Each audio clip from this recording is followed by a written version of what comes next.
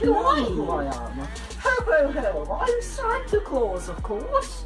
It's yourself from the future.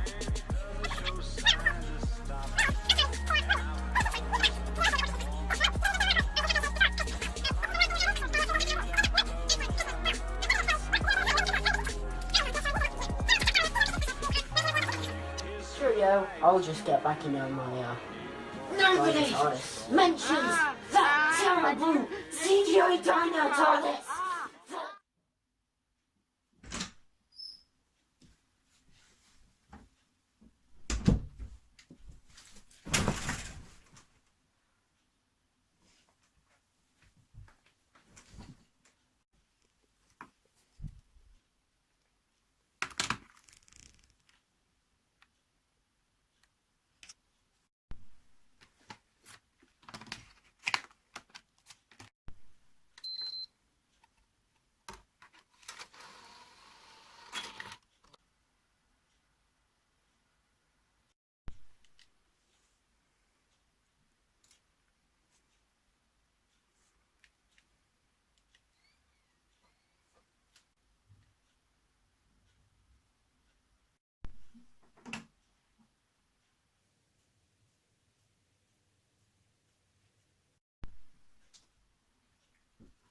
Why, hello, it's me, Santa Claus, of course. What the hell are you doing here? Well, I was here to, check your Christmas special. I'm not doing one. You're not doing one. Said, I'm not doing one. Why are you not doing it? You did one last year, why not this year? DalekChris not putting a Christmas special on this year, so what's the point of me doing a Christmas special? Well, you could just do it for your personal enjoyment. Also, last year's one was really cringy, and I was really cringy in it, you were really cringy in it, and some reveal about you being from Hellbent or something. I don't even know, it just... DalekChris doing a New Year's special, why don't I just do that? You've got no ideas for a New Year's special. What do you even do for a New Year's special? That's actually preposterous. Yeah, I suppose you're right, actually. I would have no ideas for a New Year's special. Yeah, I suppose I could just re-rank the same list as last year, because I suppose it's not like we're going to be getting any more Christmas specials, is it? I'm just going to take this present down here to deliver back to my dino TARDIS. For God's sake, I remember this being the inclusion last year. Just get out. Alright, I'm leaving. Merry Christmas to you all. Ho ho ho. Now, where's my laptop?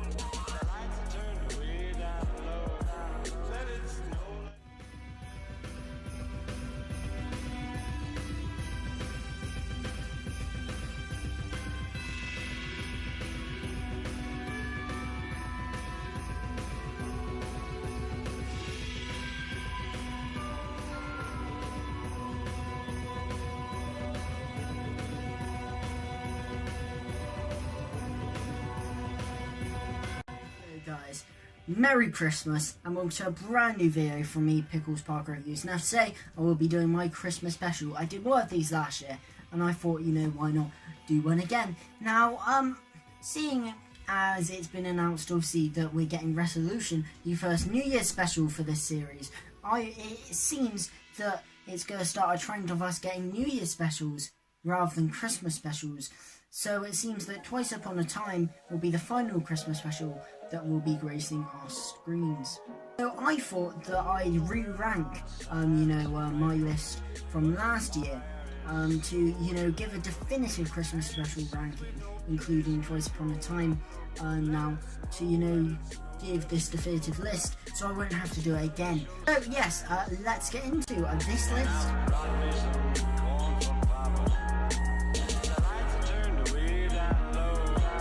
Yes, number 13, I've gone with the next Doctor.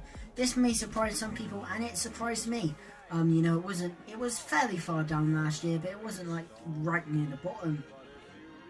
But you know, I always kind of thought, I haven't watched it, I think, I've only watched it once, until very recently, like last time when I did my list, I was just doing it off memory.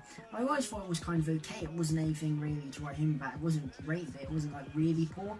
But I watched it again quite recently, just because, you know, why not? And I thought, this is terrible. It really isn't great. Jackson Lake, you know, he's kind of annoying as the Doctor. You know, it's funny at first, but it just kind of drags. And, you know, I think the side characters are quite annoying as well. In this kind of caricatured version of London, and I think that the Cybermen are so bad in it. They really are. You know, I'd say it's definitely, for me, one of the worst stories featuring the Cybermen. They're really not menacing in it at all, and Miss Haskell, dear lord, she is unbearable. Then you've got the Cyber King walking over London, which I know Moffat tried to explain just randomly in The Time of Angels, but really, if he hadn't done that, you know, Russell never intended it to be that fell into a cracking time. You know, that was never the intention. Russell never planned to explain that how everyone just forgot about a massive Cyber King walking over Victorian London. Oh no, I just thought it was very caricatured, and it just felt like a waste of certain elements to me. I found it really irritating to watch, and I thought, this is so bad, I didn't even remember it being this bad. So yeah, it might surprise some people. It didn't really surprise me, but bottom of the list, number 13, I've gone with the next one. Let it snow, let it snow, and snow. Let it snow. Number 12, I've got the same episode that was in number 12 last year. Obviously it was Rock Bottom last year. Obviously it's one place up because we've got 13. I've gone with the Husbands of River Song. Now, I really don't like this episode. Obviously it's just similar feelings to what I said last year. It's like really just unbearable to watch. You know, River Song and the 12th Doctor's, you know, chemistry, it just doesn't work for me, and it's really quite cringy. The story's just a runaround, which can work for some stories, but it's just so much of a runaround. There's literally no real plot to it, and nothing is even played seriously. I know, it just feels like a Christmas romp, but not in the good way. I know, it just feels like such a bad story, but you know, and nothing really happens in it. You know, it's just running from one bit to the next of these random things, and it worried me because this was going to be Moffat's last story, and it just, you know, it's a bit like, really Moffat, come on, I know Twice Upon a Time isn't great, but you know, that was better than this. This is just not great at all. You know, I know, I just find it really annoying and unbearable to watch. You know, River Song is quite unbearable in this as well, and I don't know, it's hard to believe that after this, River Song's in Science in the Library, because she's so different from what she is here. There's a nice scene at the end when the Doctor gives her the Sonic, but apart from that, there's really not much point, you know, watching this story. Here comes Santa Claus, right down Santa Claus Lane. He'll come around when chimes ring out. Number 11, I've gone for one that is mostly at people's, you know, bottom spot. The Doctor, the Widow, and the Wardrobe, and it's not great. I'm pretty sure I said this last year, but this was the first Christmas special I ever watched, you know, on broadcast. Because I started watching Doctor Who when I was 7 in 2011, unintentional rhyme. This was obviously the Christmas special of that year, and I remember fairly enjoying it at the time, but it's never really been one of my favourites, and now looking back, it's not great at all. You know, a lot of the side characters are just annoying and cringy, nothing really happens in it, and the whole you know, Mother Nature thing, it's just really cringy and on the nose. It just, you know, it doesn't really make sense. How can she fly it through the vortex? You know, a lot of the effects aren't great as well. And the atmosphere is just boring, you know, just going for a snowy forest. You know, I think there are some things that are quite depressing for Christmas, like, you know, there are a lot of things, like, I do like a Christmas special, so it's a bit darker, but, you know, some of these things are quite depressing, really, like some of the stuff to do with the war. The only thing that particularly saves this for me from not being, you know, behind the Husbands of Son or the Next Doctor, is Matt Smith. I think he tries his best to save it, and he gives a good performance. You know, while he isn't, you know, he doesn't save it, I think it's more enjoyable to watch for me over the Husbands of Son and the Next Doctor. And obviously there's a tiny bit of nostalgia there, not much though, because I don't really remember liking it that much at the time.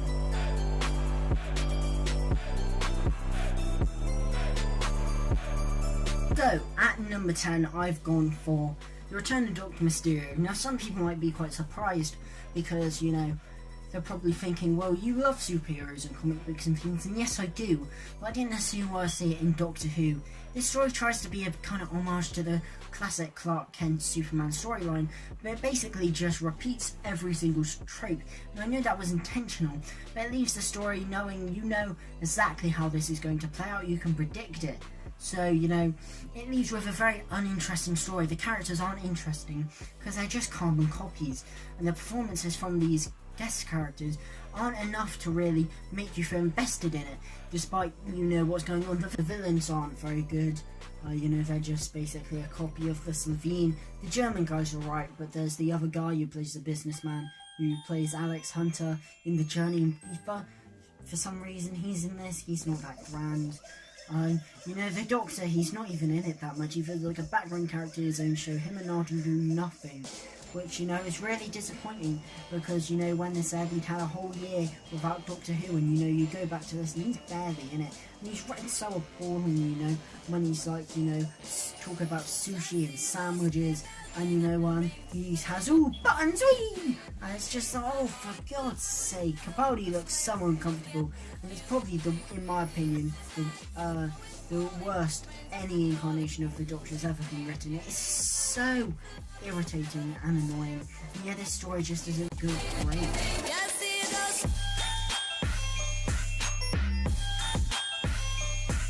At number 9, I've gone for Twice Upon a Time. Now, we're getting into the stories that I don't really think are great by any means, but they're not stories I absolutely loathe. And yes, it's Twice Upon a Time. Now, obviously, this is the new story for this list this year. And I know I haven't watched this since January. I watched it twice. And oh no, I just didn't really think it was that great. There's no real plot on it, which is probably the main thing that's just not good.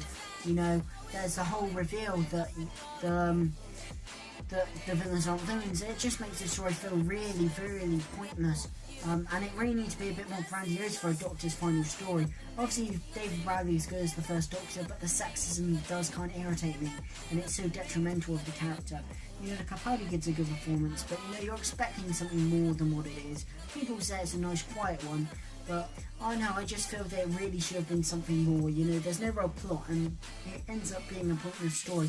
I know the story wasn't supposed to be commissioned, but, you know, seeing as it was, I think Moffat could have really put a bit more effort into this for Capaldi's last story, because to me it felt incredibly underwhelming.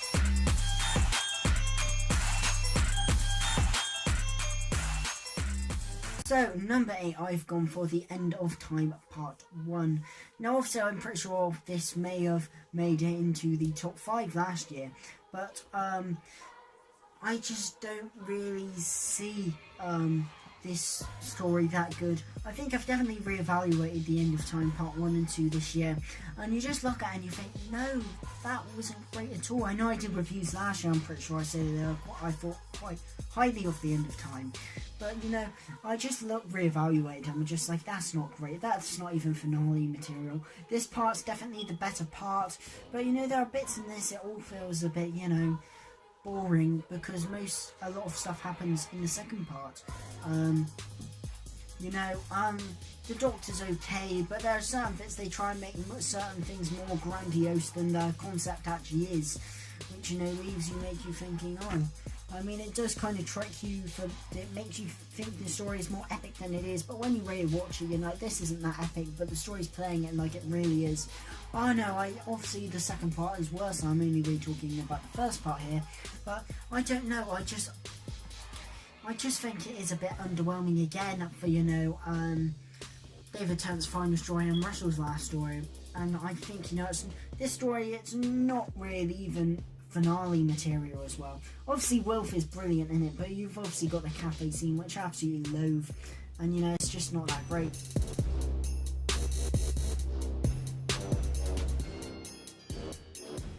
Number 7, I've gone for A Christmas Carol. This story was much more lower down beforehand last year, but I felt that I watched this again and I really kind of enjoyed this. Obviously, you've got the thing with the singing and the flying sharks, but I think Matt Smith is really quite good in this, and you know, it was quite nice watching this. I haven't watched it in such a long time, and I almost forgot how good it was.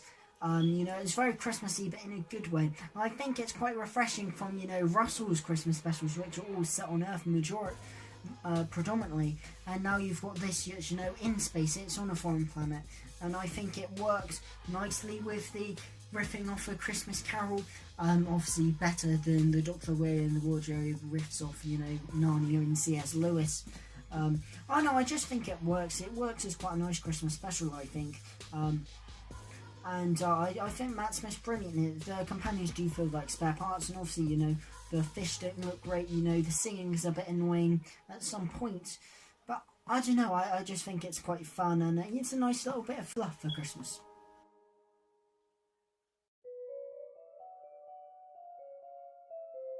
At number 6, I've gone for another Matt Smith Christmas special, The Snowman. I was toying with to swap this and A Christmas Carol around, but I decided to put this here.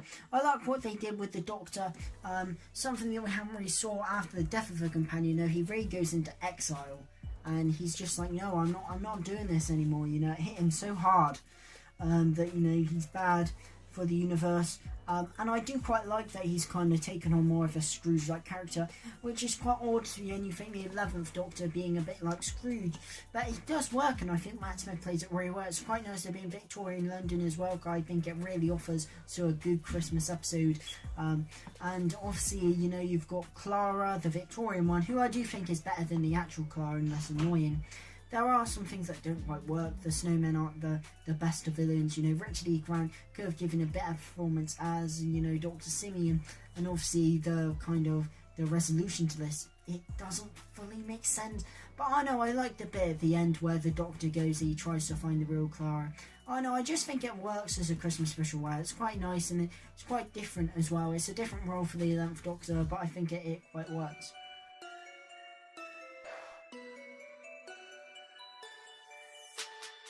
Have number 5, and I've gone for Last Christmas. I believe this also made it into the top 5 last year, and it has again. I do really like this one. You know, obviously there's that stuff with Danny Pink, that's a bit annoying, but I like how it's on a remote Arctic base. You've got some nice new characters as well, and I like that it's a base under siege at Christmas. It's probably one of the stories that's set at Christmas that I really feel could have been set, you know, any other time in the year, which is surprising seeing as it has Santa in it. But, you know, I do like that it takes the base under siege format and it puts it here. Very similar to Voyage of the Damned, but I think it just works. The facehuggers are a bit similar to Alien, yes, but I think the Dream Crabs, you know, they work and they're okay as villains, and there's some nice stuff done with that. Although where it's like a dream within a dream within a dream, that can be a bit complicated. Obviously, there's that end bit with Jenna Coleman, you know, being old.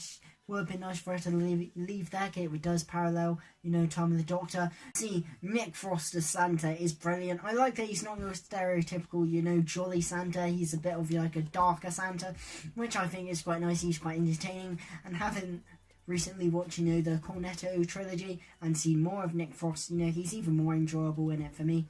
I think it's really quite nice.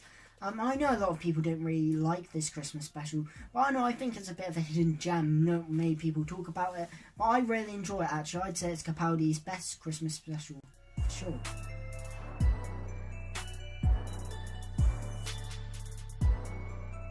Before I've gone with the Christmas Invasion. Now this was second on my list last year, and it has dropped a bit, but I don't think that's necessarily due to the story itself. I think it's because the number 2 and 3 in particular, I've just kind of rewatched and I've kind of thought, yeah, that's a bit better than this one.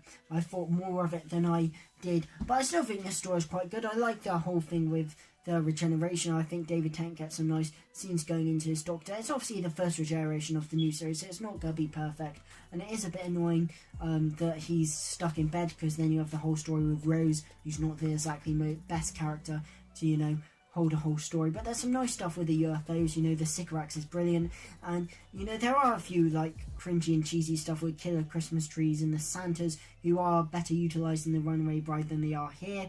But I think because it was the first Christmas special, you can kind of let off for some of these fun Christmas things. The Sycorax are brilliant. I really wish they'd returned. It's a great design, and I know they're just such a great villain, and I think the end scene is quite nice as well. Obviously there's that whole controversy with Harriet Jones, which is, you know, very interesting for the Doctor's character, who basically, you know, destroys Harriet Jones' whole thing. But no, I think it's really good. It's obviously the first Christmas special, and it is one of the best.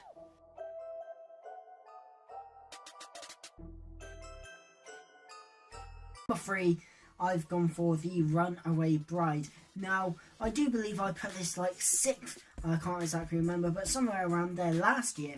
But I really have, you know, reevaluated, and I do really quite like this one. Is the Rachnos a kind of weak villain and kind of annoying? Yes. You know, is Donna kind of annoying in this? A bit, you know, she is better later on. But oh no, I just think this is really good. I think it handles some Christmas things, you know, better than a Christmas Invasion. I like that the Doctor goes onto the streets of London and you see Christmas stuff. You know, you see the Christmas sales, the Doctor with the thing, with the money. There's that really nice, you know, car chase with the TARDIS and Donna in the taxi. You know, there's some nice scenes when he's like in the bit after the wedding as well, where you, I think it's quite interesting to see the Doctor in these kind of environments and places. Obviously, there's that scene where he's like thinks about Rose. That's a bit like no. But, oh no, I think the Doctor and Dora's relationship in this is quite nice. The Killer Santas are quite effective, actually, as well. And the whole plan's just kind of that fun thing you just enjoy in Christmas, I suppose. So, yeah, I really like it. I think it is just slightly better than a Christmas Invasion, and they kind of learn from some of the mistakes of that and use the robot Santas and Christmas things a bit more effectively in this one.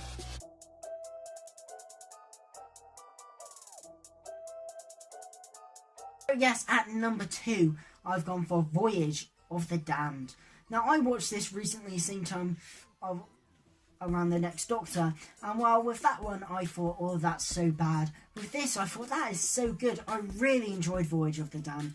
It's another kind of based under siege kind of story, where they're obviously stuck in the Titanic. I think the hosts are really quite effective. I like all the different characters we see as well. Kylie Minogue's quite good, although the like lovey-dovey relationship between her and the Doctor, that's quite annoying. David Tennant's brilliant in this as well, and he has some nice scenes. Like I said, the hosts are really effective. You like all the guest characters. I like that bit at the end where you know, you've got oh Jesus, what's his name? You know, the tour guide kind of guy, the old man, who's kind of like, you know, you can't choose who lives and who dies, because if you could, that could make you a monster. And I suppose that's kind of maybe foreshadowing a bit of the time of Victorious, I suppose. And I like that scene at the end where he gives him the money as well. You know, Max Capricorn, he's a bit of a weak villain, but, you know, I like a lot of the characters I've said. Mr. Copper, that was his name. Yeah, he's pretty good as well. I like the whole atmosphere as well. There's some unnecessarily Jesus parallels, but I do think, despite it not really seeming like a bit of a Christmassy story, that is a fair bit of, you know, Christmassy stuff embedded throughout it. Especially at the start, that's quite nice. You obviously see the first appearance of Wilf in here as well, and I know, I just think it's a really nice story, and it's one that I think really could have just fitted into any other series rather than it being set at Christmas, which I think is really quite nice. I think it does that you know, really well, rather than, you know, making it just a really goofy story. It plays it quite seriously as well. But the fire is so delightful, and since we've no place to go. Number 1, I think it's no surprise to viewers of the channel who watched the thing last year. Yes, my number 1 is the same. It's The Time of the Doctor. Now, I've rewatched this again. I just love it. You know, obviously there are a fair few plot holes. You know, Tasha Lem's not great. You know, a lot of the villains just feel crammed in, and they don't all get, you know, get what they need to do. But I don't know, I just love this story. I think it's a love letter to Matt Smith's era, and there are so many things that are tied up in this as well. I do enjoy seeing a lot of the old villains, even if it would be nice to get them a bit more screen time as well. I love that you see the crack, and also I've said you get revelations for things, but I also like how the stakes are almost low, you know, it's just him just defending this one town from all these things, and it almost feels like a bit of, you know, the fairy tale nature has almost been restored to this episode. The kind of sense that you really got in series 5 and in the 11th hour, that feel with little Amelia has been, like, you know, restored in this, you know, in Matt Smith's last story, and there's some really lovely callbacks. I think it is a love letter to Matt Smith's era, and talking about Matt Smith, he is brilliant in this. You know, he's great throughout his whole era, but I would say this is his best performance. He pulls out all the stops, and you know, that regeneration scene at the end, oh my god, it is so good. It is the best regeneration scene, I think. The speech, you know, it's so good. I think I talked about this last year in a review I did of the story last year, but that speech is just so good. I know, I just think it just encapsulates what makes Matt Smith's era so great. I think there's some really nice Christmas undertones as well. I think the music's really good. You know, performances from other people are quite good as well. Like I said, that scene at the end is magnificent. I really enjoyed just rewatching the hell out of this story, and I think I do well up a bit at that final scene. I know, I just think a lot of people didn't like this story, and to some extent I can kind of see why they don't. But I don't know, I just really love it, and I think with Matt Smith being my favourite Doctor, this was definitely the best way he could have left the show.